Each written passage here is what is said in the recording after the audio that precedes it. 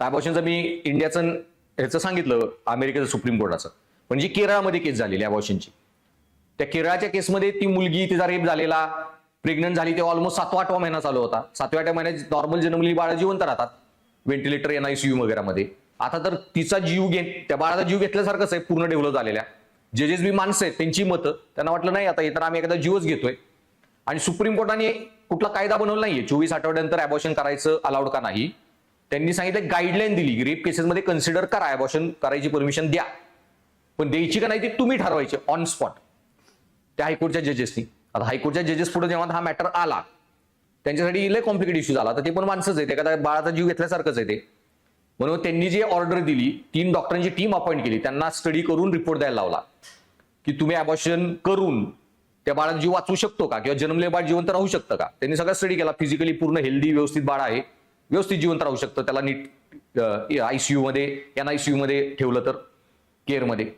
मग ते म्हणले की तिच्या जीवाचं काय होईल, म्हणजे मुलीला काय त्रास होईल का. ते म्हणले नाही, सेफली अबॉर्शन केलं जाऊ शकतं, तिचा जीव न जाता.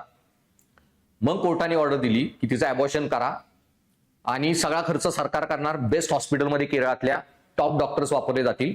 आणि अबॉर्शन करताना जे बाळ तुम्ही हे करणार आहे, त्या बाळाचा जीव पूर्णपणे वाचवा. पण जर तिच्या जीवाला काय धोका झाला आईच्या, तर मग बाळाचा तुम्ही हे करा, जीव म्हणजे ती गेला तरी चालेल, पण आईचा जीव प्रायोरिटाईज करा. आणि अबॉर्शन झालं तिच्या घरी, त्यात तर बाळाचा काही संबंध नाही. आणि ते बाळ सरेंडर, एक प्रोसेस असते इंडियामध्ये कायद्यानी, ते तुम्ही सरेंडर करू शकता बाळ. आणि ते सरेंडर झालेली बाळं पुढं अडॉप्शनला, आणि त्या बाळाचा जन्मही झाला, जिवंत राहिलं 2 महिने ICU मध्ये, पुढं एका फॅमिलीने अडॉप्ट पण केलं. सो एक सिंपल अबॉर्शन केसमध्ये इतक्या विचार करावा लागतो, तर्क करावे लागतात. त्या केसमध्ये ऑन स्पॉट, तिथं डॉक्टर थोडीच निर्णय घ्यायला. ऑन अबॉर्शन करताना काही तिचा BP वाढला, काय झाला, काहीतरी रिस्क होतीये, डॉक्टरांना ते बाळ गेलं असतं तरी हे करावं लागलं असतं, त्यांना तिचा जीव वाचवावा लागला असता.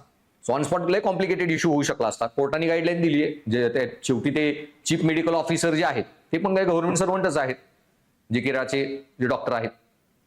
सो ह्या जो इश्यू आहे की नैतिकतेत इतका तर्क येतो, मतं येतात, म्हणून नैतिकता व्यक्तिनिष्ठ.